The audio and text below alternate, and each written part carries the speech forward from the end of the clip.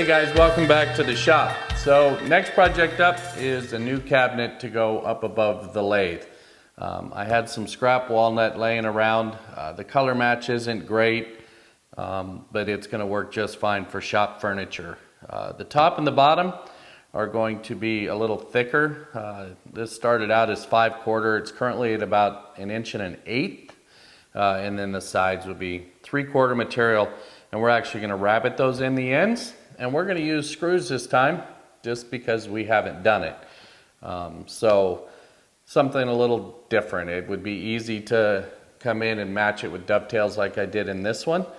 But I'm all about showing some different ways to do things. So that's what we're going to do. This is my top and bottom. This is the sides, and this is the center style that will go in it. I will probably do adjustable shelves because I'm not completely sure what's going to be stored in there yet, and a 1/2 inch back panel, and then we'll do some door frames to match kind of everything else in the shop. So next up, I'm going to go over to the table saw. I'm going to set up the dado stack, and we're going to get these rabbets in here, and then we'll move on to grooving for a back panel, and won't take no time at all. We'll have the general case put together. Okay, so I've set up my dado stack and I've adjusted the height for the rabbet that I want in the ends of my boards.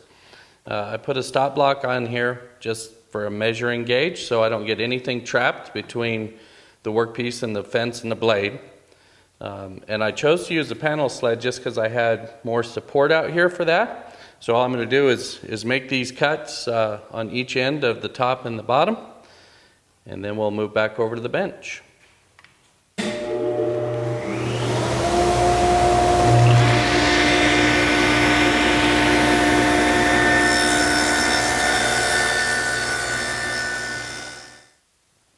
Okay, I've set up with a sacrificial fence, and I've taken a couple of the chippers out of my dado stack to get it closer to my plywood backer material, which is a 1/2 inch, and set my height to about a 1/2 inch, and we're just going to go ahead and cut the back groove for all 4 sides.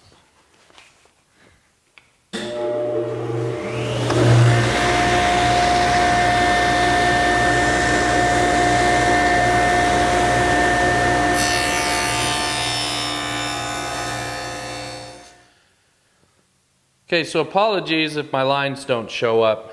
Pencil is just really hard to get on film. But I want a couple of floating shelves, or the ability to float. I think I know where they're going to go, but I just wanted options. So I've clamped this little block on here, set these in here, and then use the square to make sure that I stay on line between the sides. And I've marked out a series of pen holes that I'm not going to put a jig on.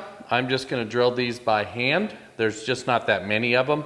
So with proper cross marks and a brad point bit, I think I can hit these.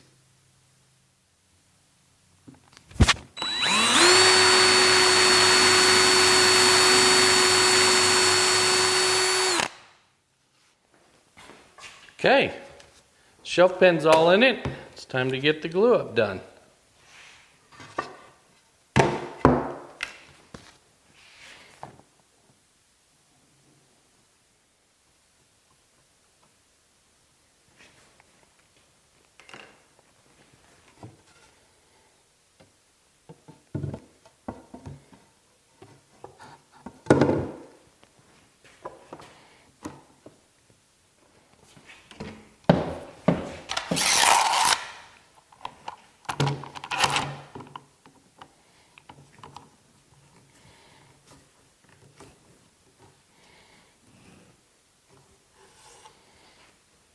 Okay, we'll just let that cure up for a few hours. Okay, well, it's out of clamps. Still needs some sanding. It's still a little rough here in the corners, but not bad. I've cut the plywood to fit, and we'll see how that does. And that's a good fit. So all I'm going to do is countersink, pilot drill, and drive some screws and get this back in place, and then we'll flip it over and we'll sand up these edges and look at getting some screws and some plugs in there to reinforce these joints.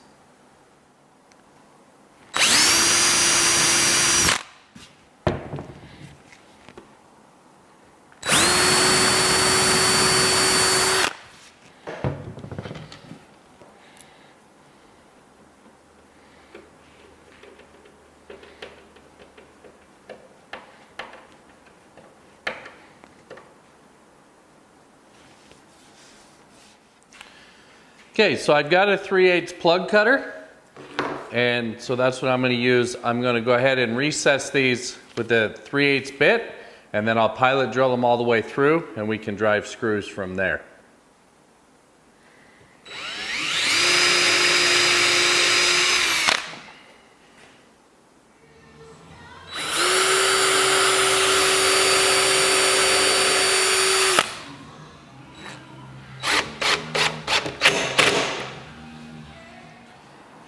Okay, so I've got my plug cutter set up, and I found a little piece of scrap maple in the bin, and I'm just going to go ahead and cut these plugs.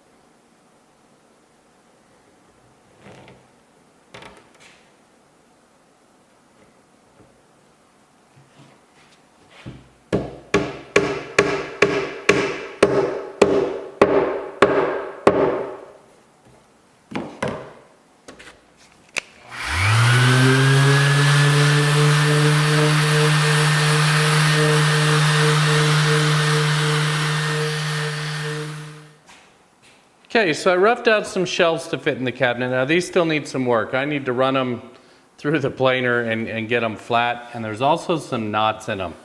But before I run them through the planer, I want to go ahead and fill these knots with epoxy, just so they're good and stable when they go through the planer. I'm not too concerned with it as far as inside of a cabinet for shop furniture, but I just don't want that to blow out going through the planer. So I'll go ahead and stabilize that tonight, and we'll let that, we'll just let that cure all night. And I've also got some knots to fill in the door parts that I've kind of pre-milled. So we'll get all the epoxy curing tonight, and when we get after it in the morning, the shelves should be ready to go. We'll finish milling parts and building doors and get the hinges put on and get this thing hung up. Okay, so I just wanted to give you a little overview on kind of what I picked out for rails and stiles on the doors. Obviously nothing matches. It's all shop scrap, and really that's kind of all I had for stock that was that length without going to new boards. So next up, we'll get over to the table saw, get the grooves cut in them, get them marked for dominoes, get them dry fit, measure for panels, and hopefully we get these things glued up shortly. This project should be wrapping up pretty quick. Okay, we're going to cut the grooves for the door panel. And I set up a little feather board here just to keep things tight against the fence. Blade set at about 1/4 of an inch, and I kind of marked out where my center was. So I'll run all the pieces through, then I'll bump the fence over and make another groove until it fits my 1/4 inch panel.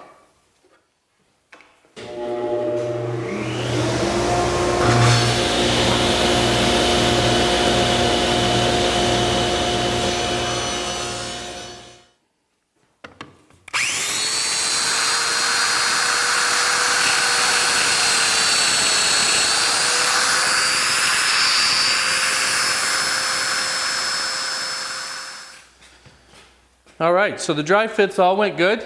That one back there is just dry fit, so I'm happy with that. Time to get the glue up done.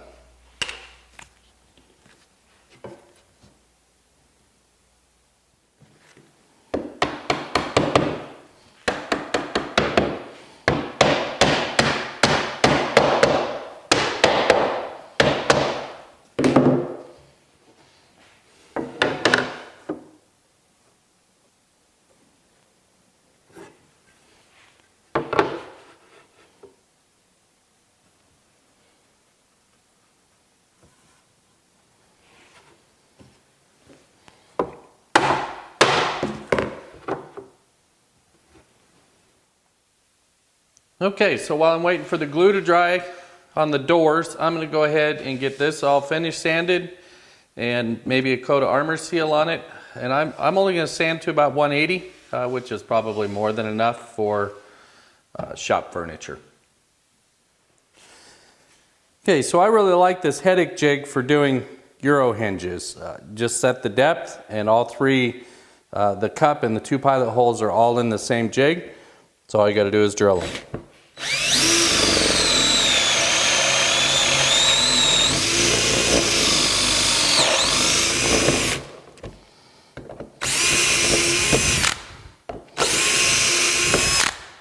And that's it, it's done. Okay, I got a little ball bit in here, and all I'm going to do is just profile the outside edges of the doors to match the other cabinets.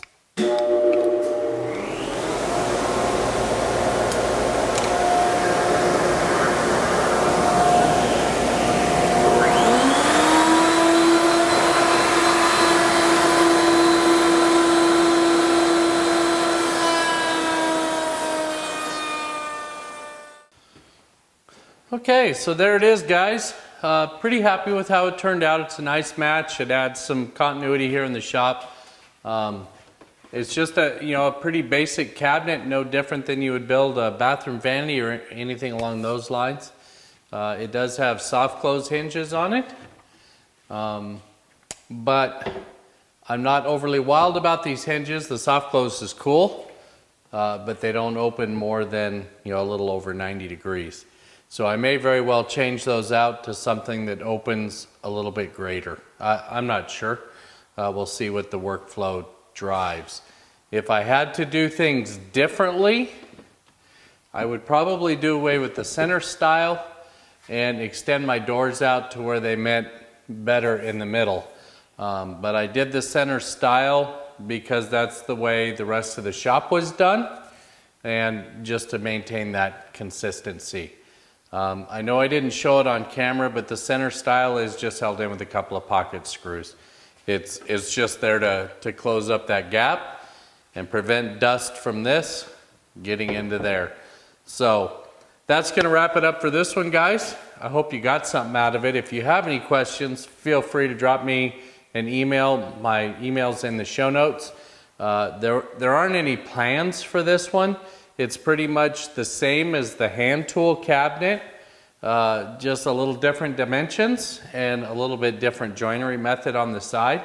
And I tried to explain this one a little bit better as we went through it. So you could take the plans from the joinery cabinet and certainly apply it to this, and of course use your own dimensions as far as height, width, and depth go. So that's going to wrap it up for this one, guys.